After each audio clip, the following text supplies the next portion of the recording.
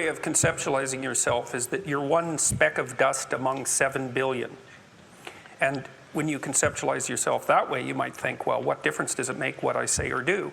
And that's actually quite convenient for you, because if it doesn't matter what you say or do, then you don't have any responsibility and you can do whatever you want. The price you pay for that is a bit of nihilism, but if you don't have to shoulder any responsibility, that's a small price to pay.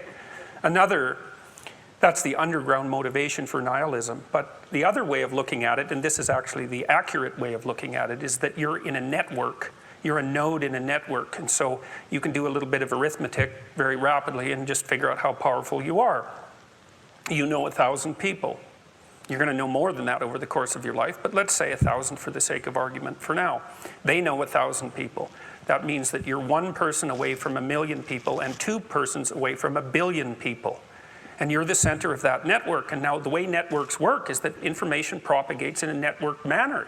So don't underestimate the power of your speech.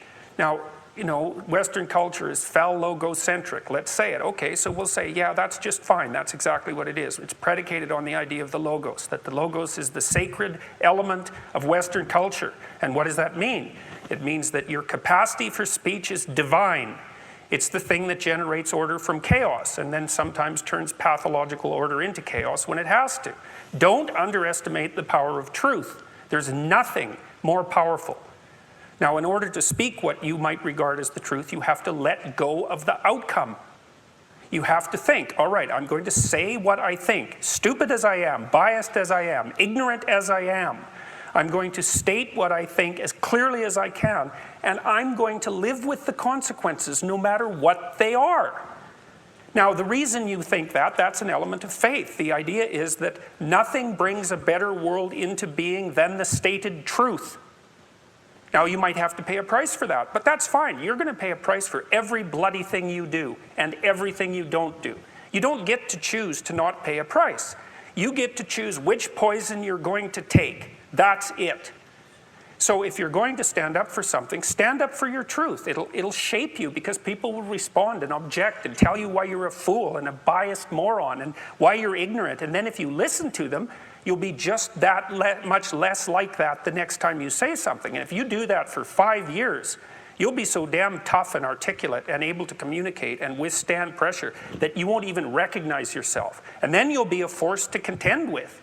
And you don't get to wait until, because I get letters like Gad Saad gets all the time too, from faculty members in particular, and they say, well, you know, when I get tenure, it's like, then they think, well, when I'm an associate professor, and then they think, well, when I'm a full professor. It's like, if you're a professor already, you're like the most protected person in the history of the planet, you know, and you need, well, okay, but one of the things that indicates is that it's almost impossible to provide people with enough protection so that they feel safe to speak. Okay, so we'll address that directly. It is not safe to speak, and it never will be. But the thing you got to keep in mind is that it's even less safe not to speak.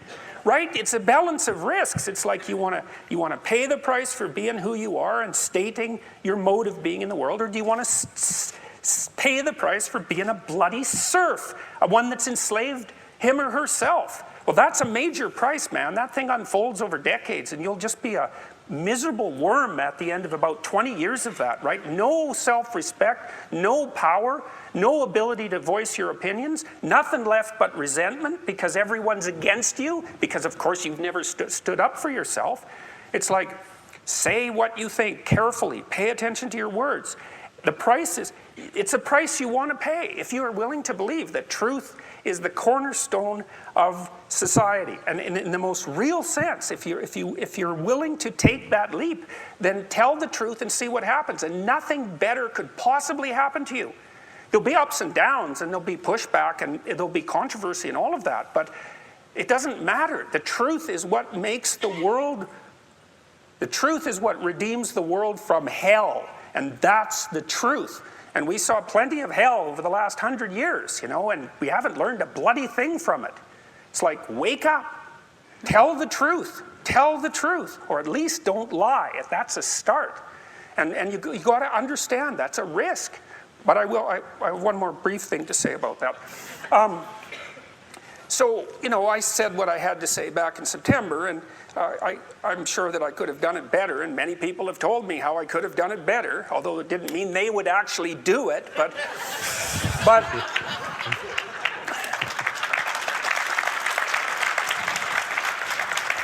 and you know, my job was at risk, serious risk, for about 2 months, and it destabilized my family, who've been very brave about this, so like, thumbs up to them, man. They've just stood by me.